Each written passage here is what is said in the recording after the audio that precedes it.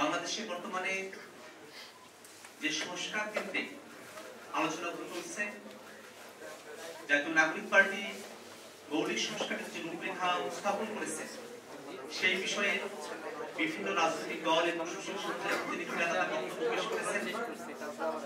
জাতীয় নাগরিক পার্টি সকলের বক্তব্যকে গুরুত্বের সঙ্গে বিবেচনা করবে এবং একই সাথে আমরা একটা কথা পরিষ্কার করে বলতে চাই, সংস্কার এবং নির্বাচনকে মুখোমুখি দাঁড় করানোর কোনো অর্থ নেই। বাংলাদেশে নির্বাচন আবশ্যক এবং সেটা সংস্কার সমেত নির্বাচন। সংস্কারকে বিচ্ছিন্ন করে বাংলাদেশে যদি কোনো নির্বাচন অনুষ্ঠিত হয় তাহলে অতীতের মতো পুরনো কাঠামোতে ফিরে গিয়ে বাংলাদেশে ফ্যাসিবাদ স্বৈরতন্ত্র প্রতিষ্ঠিত হবার রাস্তা প্রশস্ত হবে। হাজারো শহীদ এবং হাজারো আহত এবং আন্দোলনকারীদের অংশগ্রহণের মধ্য দিয়ে যে অভ্যুত্থানের মধ্য দিয়ে আমরা আজকের দিনে উপস্থিত হয়েছি, সে অভ্যুত্থানকে যদি বাস্তবিক অর্থে পূর্ণাঙ্গ করতে হয় তাহলে বাংলাদেশের পুরনো রাষ্ট্র কাঠামোকে ভেঙে নতুন করে সেই রাষ্ট্র কাঠামোকে গঠন করতে হবে।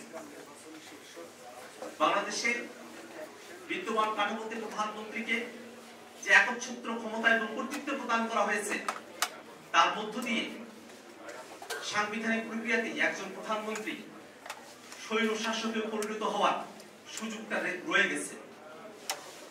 আমরা চাই বাংলাদেশের সংবিধান, বাংলাদেশের আইন এবং নীতিমালাগুলো এমন ভাবে পুনর্লিখিত হোক, এমন ভাবে সংবিধান, আইন এবং নীতিমালাগুলো প্রণীত হোক যাতে করে স্বৈরতান্ত্রিক এবং কুক্ষিগত করে রাখবার যে মানসিকতা, সে মানসিকতা আইন, সংবিধান এবং নীতিমালাগুলোতে প্রাধান্য না পায়। অনেকে বলে থাকেন যে শাসক গোষ্ঠীর সদিচ্ছার উপরে একটি দেশের আইন শৃঙ্খলা, একটি দেশের গণতন্ত্র এবং নাগরিক অধিকারগুলো নির্ভরশীল হয়ে থাকে।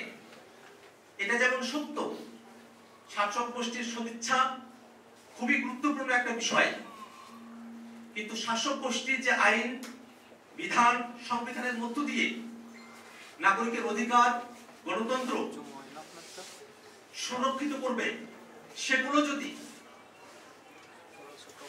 স্বৈরতান্ত্রিক নীতিমালার আদলে পরিচালিত হয়, স্বৈরতান্ত্রিক নীতিমালার আদলে প্রণীত হয়, তাহলে শুধুমাত্র সদিচ্ছা দিয়ে স্বৈরতান্ত্রিক নীতির মধ্যে থেকে দেশের নাগরিকের জন্য মানবাধিকার এবং গণতন্ত্রকে সুরক্ষিত করা সম্ভব নয়।